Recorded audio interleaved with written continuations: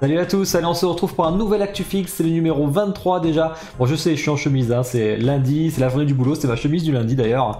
Donc je voulais vous montrer vite fait avant de commencer, ça c'est la statue qu'a choisi le gagnant, donc Noël, bravo à toi pour cette statue. Donc il avait eu une statue au choix à choisir jusqu'à 600 € maximum, il a choisi la Symbiote Spider-Man de Sideshow en 1 quart, donc c'est une grande statue, hein, et elle coûte 580 €, donc ça fait 20 € qui basculent dans la cagnotte numéro 2, et du coup à 200 €.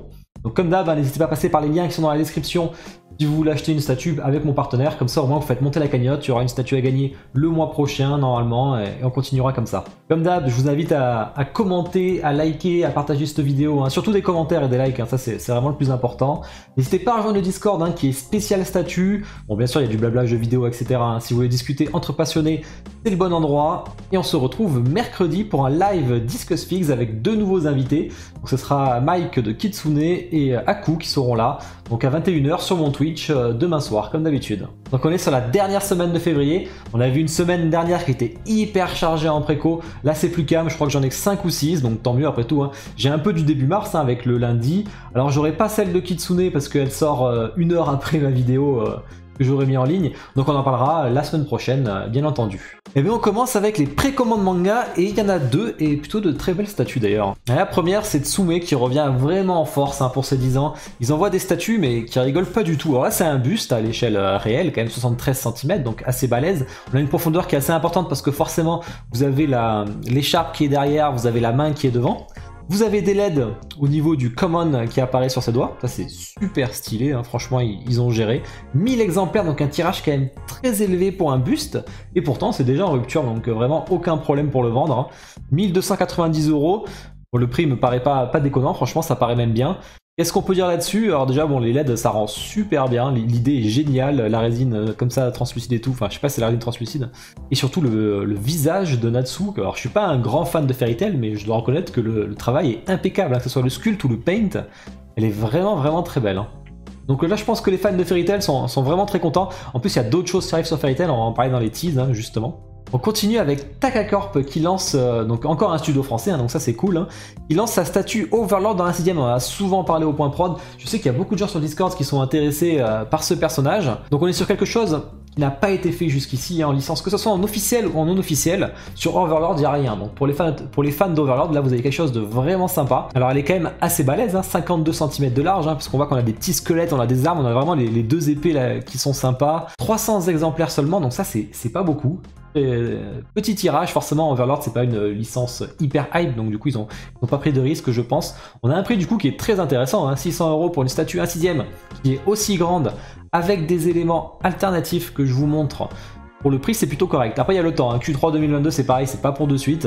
Et vous avez aussi une main alternative où il tient le cœur. Alors moi après je peux pas trop juger la statue parce que je connais pas la licence.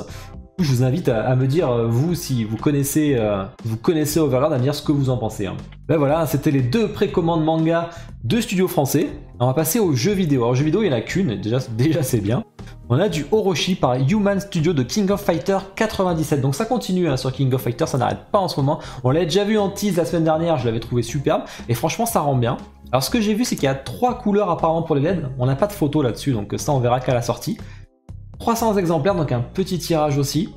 On a deux versions, une version normale à gauche et une version deluxe, on va dire deluxe, je sais pas comment ils l'appellent, à droite. Vous avez tous les bras en plus. Bon, ils sont pas transparents là, c'est pour la photo, hein. Je vous mets plutôt cette photo où on voit mieux. Donc voilà, vous pouvez avoir tous les bras pour sa technique, là c'est plutôt pas mal. 500 à 660 $, le prix est très correct pour du 1 quart. Après il faut l'importer.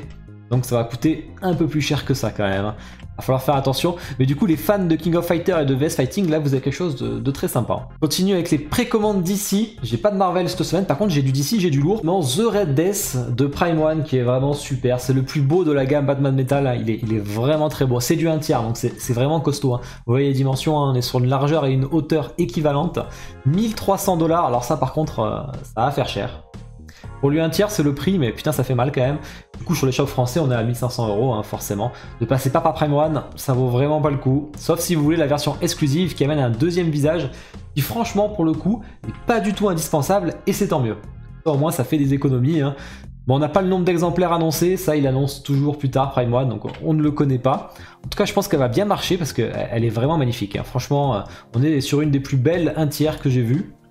vous voyez le visage exclusif, il est pas ouf. Franchement, il est pas ouf, et tant mieux. Ça n'apporte pas un gros plus, donc franchement, passez votre chemin si vous pouvez. Hein. Et ensuite, c'est The Dawnbreaker qui est vraiment très stylé aussi. Hein. Donc, qui a tué son... Bon, c'est les univers métal, donc le multivers noir. Donc, il a tué son Green Lantern, donc il s'est approprié ses pouvoirs. Hein. C'est un Batman. 90 cm quand même. Donc là, on est quand même sur du très très haut. Hein. Moins large que le précédent. Il est vraiment très très beau aussi. Hein. Bon, sans les photos retouchées, ça donne ça. Donc, on a un socle qui est plutôt stylé. Qui est bien dans la comment dire, dans la gamme Batman Metal, hein, sur le concept du socle. On est sur le même tarif, donc ça c'est cool. On a une version exclusive où il est rajeuni. Bon, je me rappelle pas qu'il était rajeuni dans le comics. Pas indispensable non plus, et tant mieux d'ailleurs. Donc 1500 € sur les shops français. Allez, on continue avec les précommandes films et séries TV. Et j'en ai qu'une, et c'est du Iron Studio avec Harry Potter sur Buck, franchement qui... Alors j'ai vu qu'elle fait un peu débat. Je la trouve mieux réussie que celle qu'on a vue la semaine dernière avec les trois qui étaient réunis, hein, le trio, Harry, Hermione et Ron. Je la trouve vraiment plus réussie celle-là. Hein. Un dixième, 350 $, donc le prix est un peu plus cher pour du 1 dixième, mais forcément elle fait quand même 62 cm de large. Hein. Q4 2021. Je trouve le visage d'Harry mieux fait. Il est mieux fait adulte pour le coup que enfant.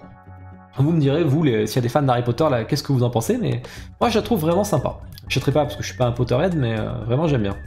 Et ben voilà, on a fini avec toutes les précommandes du mois de février et de tout début mars avec la Over de Taka.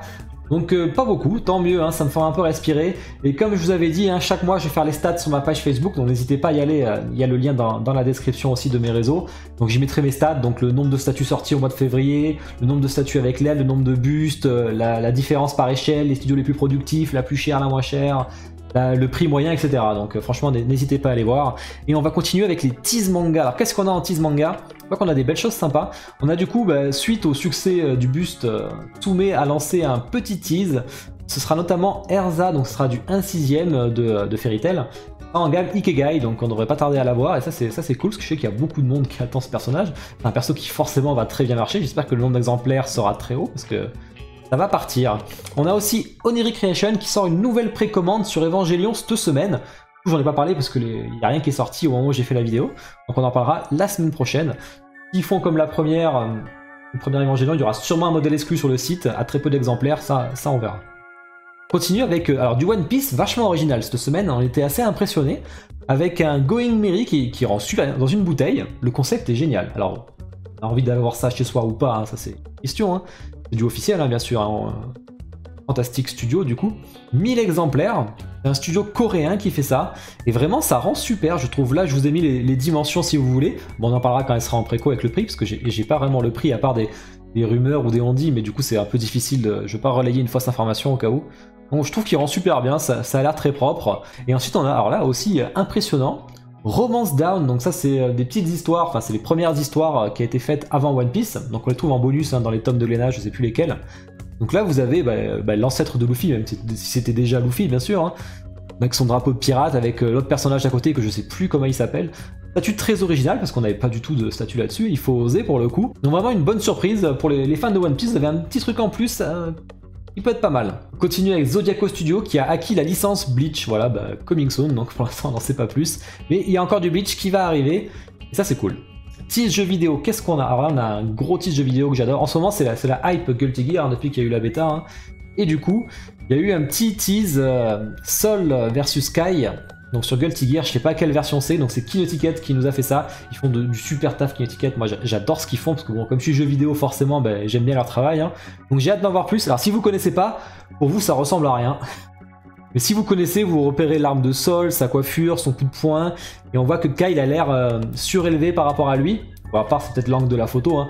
Donc on serait un peu sur un style Figurama peut-être. Tease Marvel.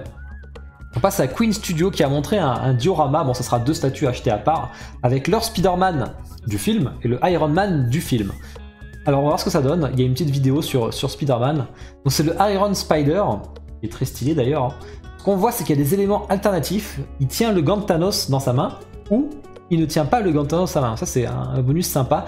Vous avez des LED dans les yeux, donc en bleu comme ça, ou en rouge, comme on voit sur la vidéo.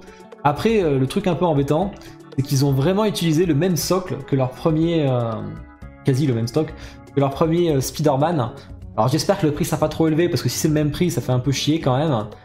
Après, bon, pour ceux qui veulent du Spider-Man du film, là vous allez sûrement avoir un super Spider-Man. Sachant que Iron Studio en a fait un. Donc quand même, au cas où, comparé avec les deux, voir lequel vous préférez, on sera sûrement sur la même gamme de tarifs. On en parlera mercredi au live d'ailleurs. Hein. Donc moi j'en suis pas fan, hein. Je préfère largement la version comics où l'armure elle est tellement plus stylée. XM il en a fait un super. Ça après c'est les goûts et les couleurs. On préfère le comics, vous préférez le film, ça c'est à vous de voir. Donc on verra quand ça sera en précommande, sûrement la semaine prochaine. Et on continue avec XM d'ailleurs justement qui montre The Beast en un quart. Donc on voit un peu le paint et tout, ça a l'air vraiment hyper propre. Donc on en verra sûrement bientôt. Film, série TV, qu'est-ce qu'on a? On n'a pas grand chose aussi. On a une petite photo backstage de Beast Kingdom qui montre sa Ursula. Ce qui est bien c'est qu'on avait des photos qui étaient un peu retouchées, etc. Là au moins on a une photo super propre de Ursula. Franchement je trouve qu'elle la rend super bien. Vraiment, elle est encore dispo en préco hein, si vous la voulez, mais vraiment elle est top. Il n'y a rien à dire, j'adore leur taf à Beast Kingdom. Ensuite on a Shredder, on en a parlé la dernière fois, mais du coup il arrive en préco, donc on en parlera dans le prochain ActuFix. Et enfin, c'est le buste de Skeletor à taille réelle quand même, hein, donc par Twitterhead, donc les maîtres de l'univers. Vraiment un beau buste qui a l'air vraiment très beau. Hein. Ce qu'il faut savoir, c'est qu'il y a une capuche, hein, elle est amovible comme on voit ici, et il y a une cape en tissu. Voilà, donc ça fera pour ceux qui sont fans des maîtres de l'univers, là vous allez avoir un buste assez costaud, je pense. Et enfin, pour terminer, du Gentle Giant avec The Mandalorian qui montre des nouvelles photos de son buste dans la série, qui est vraiment très sympa. Hein. Après, je sais pas comment ça va rendre cette cape, mais ça on verra bien. En tout cas, c'est un bel objet de collection. Et ben voilà, j'en ai fini avec cette vidéo. Bah écoutez, dis-moi ce que vous avez retenu sur cette vidéo, si des précommandes vous allez passer, ou si des teases vous avez retenu, bah écoutez, dites-moi, je parle en Yoda. Bon ben on se retrouve demain en live sur Twitch pour un Discuss Fix. On était 100 l'autre fois, alors j'espère que vous allez revenir pour venir au live. Il y aura vraiment encore des belles collections, des débats, on va parler de l'actu, on va parler de plein de choses, du Insta versus Reality, donc vraiment faites-vous plaisir. Allez, je vous souhaite à tous une bonne journée, une bonne soirée, ciao.